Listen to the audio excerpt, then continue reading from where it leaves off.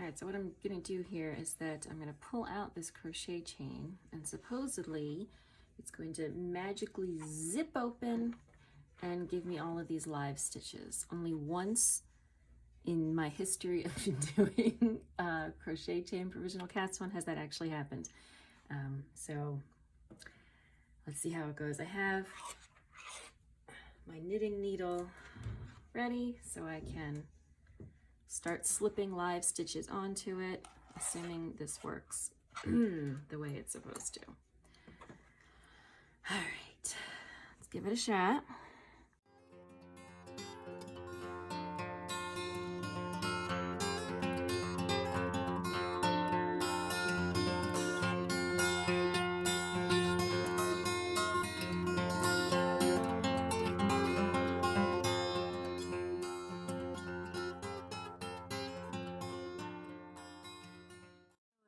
Looks like, as usual, I'm just gonna have to pick this out. One stitch at a time, yay. Okay, it wasn't as easy as I had hoped, but we now have, the lighting is terrible. Washed out. Now it is on the needles. I have all of my stitches, I think. And so now what I'm gonna do is work in the opposite direction.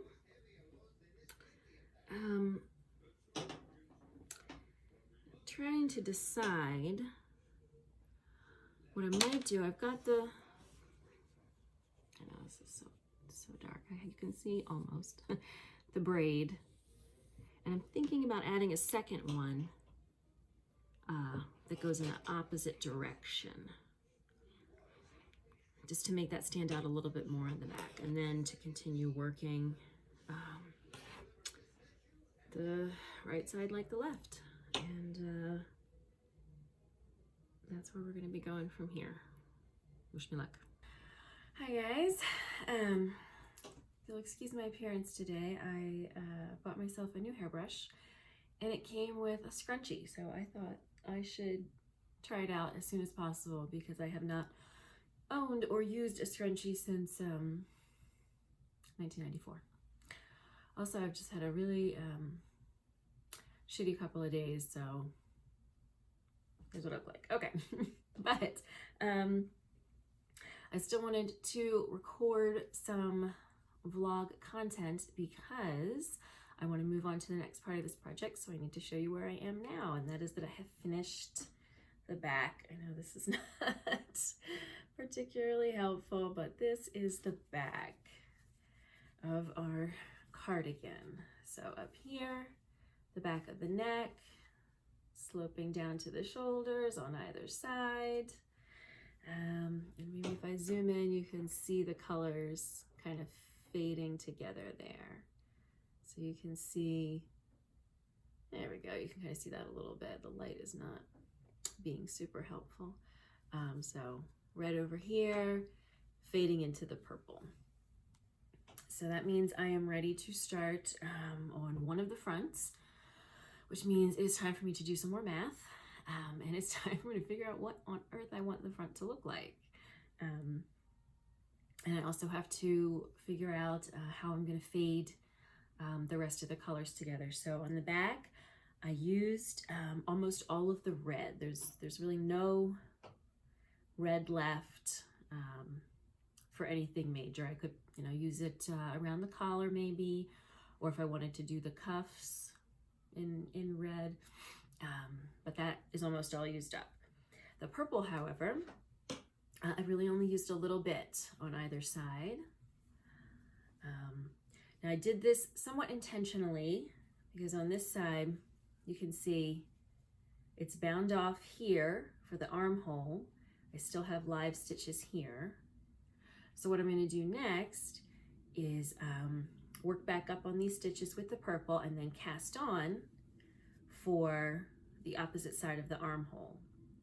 And then I want to continue with the purple for at least a little bit so that on both sides I've got purple on sort of the front and back of the armhole so that they match. And then we can gradually transition into another color on the sleeves. Again, I'm not 100% sure What I'm kind of thinking I want to do is do, like I said, work a little bit more in the purple, transition and do a little bit of the blue, and then finish up with the teal, and then do the sleeves from purple to blue. And then I'm not sure if I want to continue with the teal on the sleeves, because I also do need to think about which color I'm going to be using for the bottom hem and whatever trim I put on the front. I think I said before I might do I-cord, and then whatever kind of collar there is. So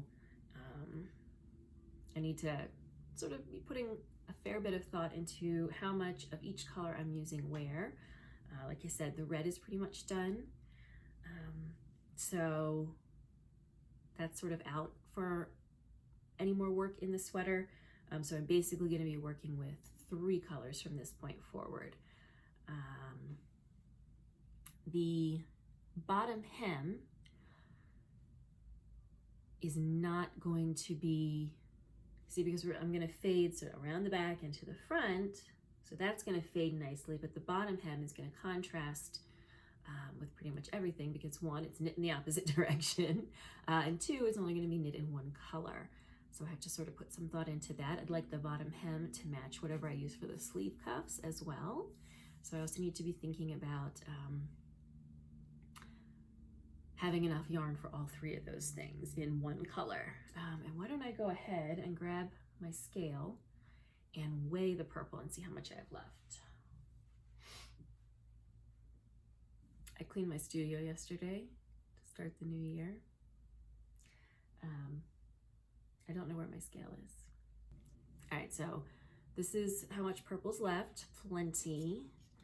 I'm trying to remember how these were. Okay, so originally these were, for goodness sake, originally these were 100 gram skeins, and apparently I didn't do that good of a job cleaning my studio. These are originally 100 gram skeins, and I still have 75 grams of the purple, so I have plenty of purple left, and then 100 grams each of the blue and the teal. So let's see where we go from here. The first step is going to be really thinking about how I want to shape the fronts and going from there. All right, so this is really a very poorly drawn sketch, but it's really just for my thinking purposes. So if I want the front of the cardigan to kind of go look like this, you know, kind of a shallow V-neck, but I'm working this way, then what I have to do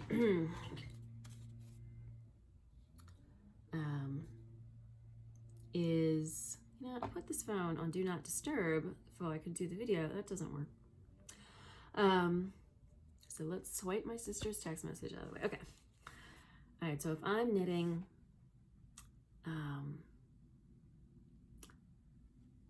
sideways, I'm working this way. I'm not working this way or this way. So I've got to think about the shaping differently. I've got to increase at the shoulder edge at the same rate that I decreased on the back. So we're on the back, I was decreasing to lower the shoulder. I'm going to increase now to raise from the lowest point of the shoulder back up to the height of the neck. And then I need to start decreasing shallowly, so probably every 4 rows or 6 rows instead of every 2 rows, to create that V-neck at the front. And then I've got to make sure I got this all spaced within the width of the front half. So let's start trying to figure out that math. I tell you, one of the bigger challenges of this project is figuring out how to show you guys my computer screen in a way that is visible. I'm working on it. All right, so back to my grading sheet. I've basically have already done the back because I knit it. These numbers will need tweaking as I write the pattern. I'm not super worried about it right now. because right now I'm just trying to get the basic numbers to get the sample done. And then as I write the pattern, I'll start worrying more about getting exact numbers for all the sizes. All right, so now I have to do the front. Now there are 2 of them. Let's see, the width of each front is obviously going to be about half the back width. Like I said, I want this to basically be an open front cardigan in that it doesn't have any closures, but that it still covers the whole front. And I'm just going to have a small amount of perhaps applied I-cord trim, so I don't need to leave a whole lot of space for that. Maybe ½ inch. So basically each front has to be half the back width minus ¼ inch. So divided by 2 and subtract ¼ inch. Right, and then after that we want to round it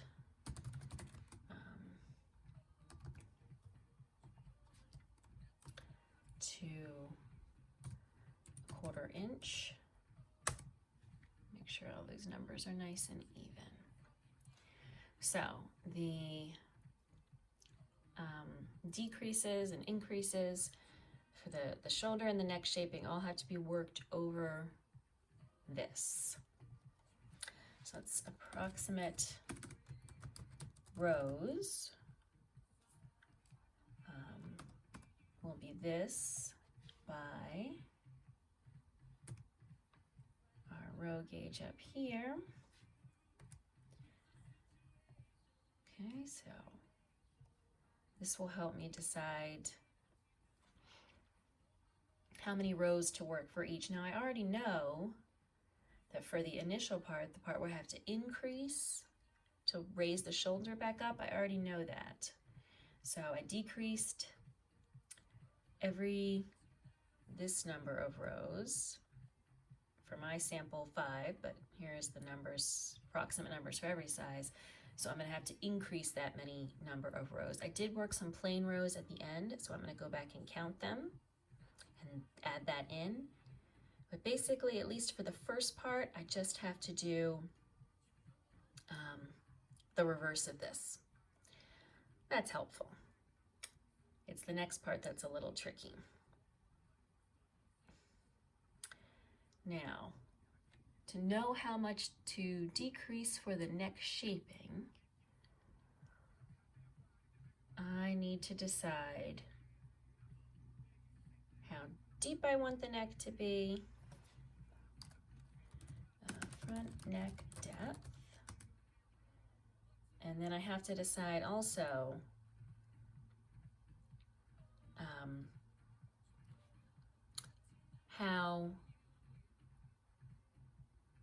how the number of inches that I want that shaping to take place over.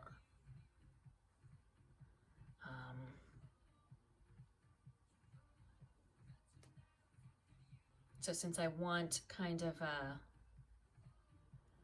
don't want a V that's like this, I want a V that's more like this.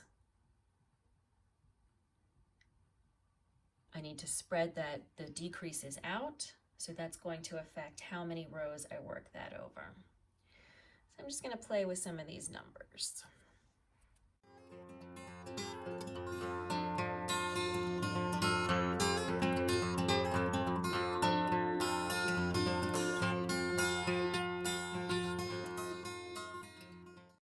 just these initial numbers are simply not going to be possible to do as decreases. So what I'm probably going to do is we're looking at more binding off than decreasing here. So that's going to affect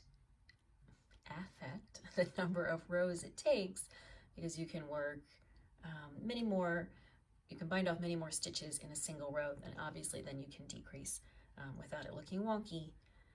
So I will push forward and try to come to a good number here.